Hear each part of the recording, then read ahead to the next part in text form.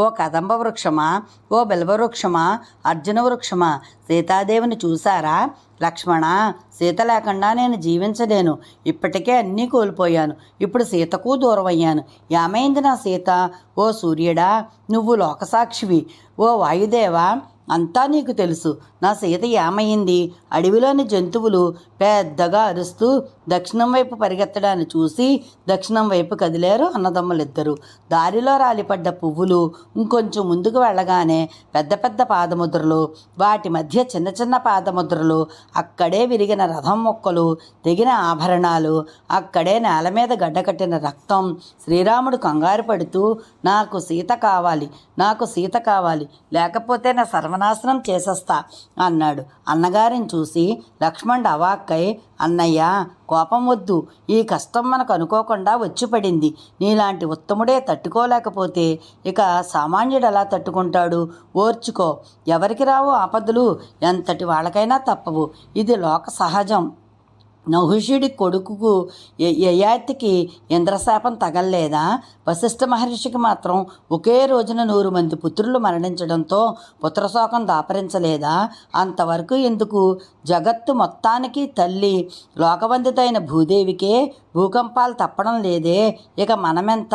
సూర్యచంద్రులకైనా గ్రహణాలు, ఇంద్రాదులకైనా కష్టాలు రావడం లేదు అని ఓదారుస్తున్నాడు. ఇద్దరు దక్షిణం వైపుకి వెళ్ళారు.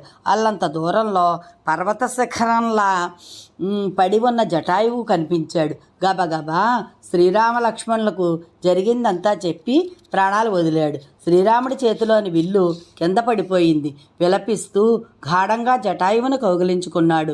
రావణుడు సీతాదేవిని అపహరించుకుపోయిన ముహూర్తాన్ని విందం అంటారట. ఆ ముహూర్తంలో పోయిన వస్తువు యజమానికి ఖచ్చితంగా దొరుకుతుందిట. జటాయువు చెప్పాడు. తరువాత సొంత బంధువుకు చేసినట్టుగా శ్రీరాముడి జటాయువుకి అగ్ని సంస్కారం చేశాడు. ఉత్తమగతులు కల్పించాడు. అక్కడి నుండి మతంగాశ్రమణానికి చేరుకున్నారు. ఆ సమీపంలోనే పెద్ద పొట్ట కలిగిన ఒక రాక్షసు వచ్చి శ్రీరామలక్ష్మణుని పట్టుకుంది.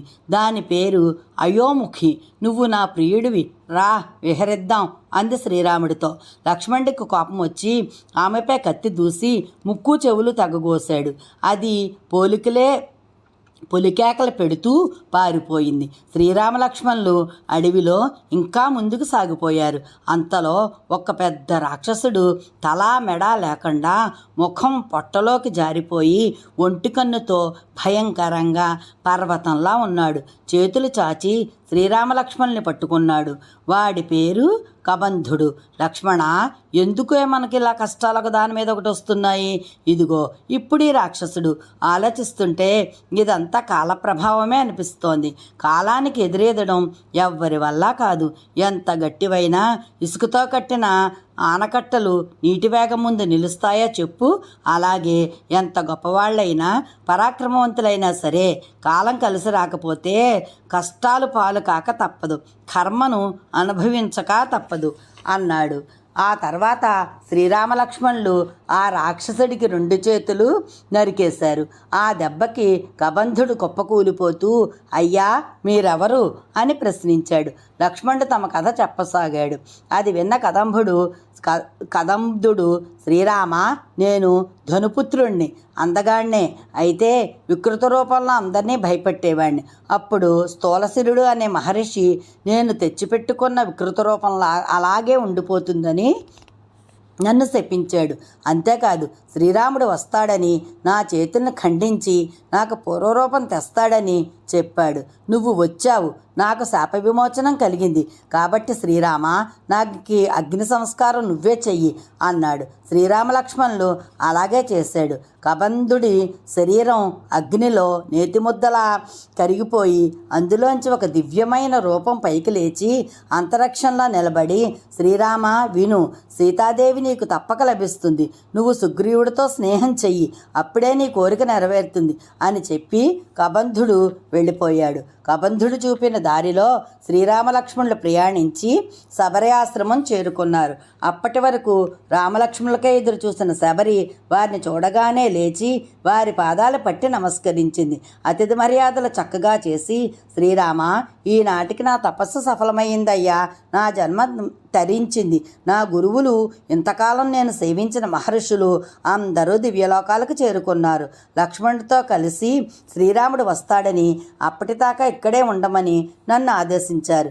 ఇంతకాలానికి నువ్వు వచ్చావు, ఇంకా నాకు పుణ్యలోక ప్రాప్తి కలుగుతుంది అంటూ శబరి వాళ్ళకి మతంగ మహర్షి ఆశ్రమం చూపిస్తూ అన్నీ వివరంగా చెప్తూ రామలక్ష్మణులకు ఫలాలను సమర్పించింది. శ్రీరామ, ఇంక నాకు సెలవా అంది. ఓ శబరి, నువ్వు పరమభక్తురాలివి, కోరుకున్న లోకాలకు వెళ్ళు అని శ్రీరాముడు అనుజ్ఞ ఇచ్చాడు.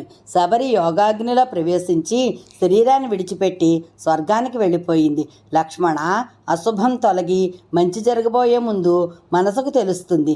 నా మనసు ఇప్పుడు దైన్యాన్ని వదిలి ఆ ఉత్సాహంతో ఉరకలు వేస్తోంది. అంటే ఏదో మంచి జరుగుతోందన్నమాట. పద, సుగ్రీవుని కలుద్దాం అన్నాడు. శ్రీరామ లక్ష్మణులు పంపానదిని దాటారు. దూరంగా ఋష్యమూక పర్వతం కనిపిస్తోంది. ఇదర్రా అరణ్యకాండ ఇవాళతో అయిపోయింది. రేపటి నుంచి కిష్కింధకాండ మొదలు పెడదాము. జై శ్రీరామ్.